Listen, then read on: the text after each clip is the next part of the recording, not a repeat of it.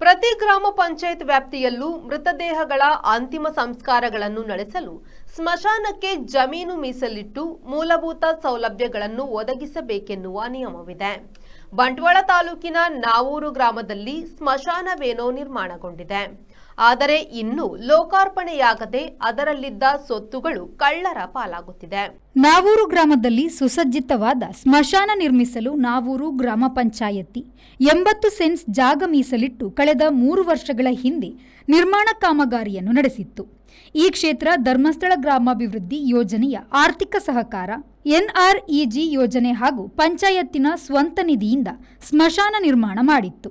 ಇದರಲ್ಲಿ ಒಂದು ಹೆಣ ಸುಡುವ ಚಿತಗಾರ, ಕಟ್ಟಿಗೆ ಶೇಖರಣೆ ಇಡಲು RCC ಕಟ್ಟಡ ನಿರ್ಮಿಸಲಾಗಿದೆ. ವಿದ್ಯುತ್ ಮತ್ತು ನೀರಿನ ಸಂಪರ್ಕ ಬಾಕಿ ಇದ್ದು ಅದನ್ನು ಪೂರ್ಣಗೊಳಿಸುವ ಕೆಲಸ ಆರಂಭಿಸಲಾಗಿತ್ತು.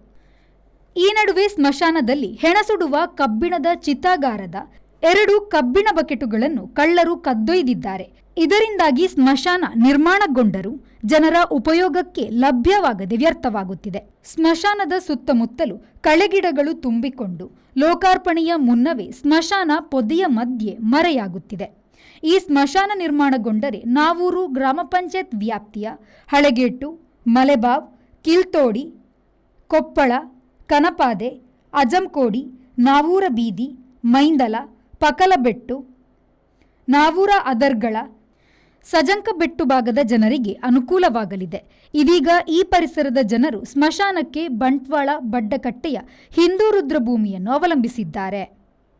Sandeep, V4 news, Bantwal.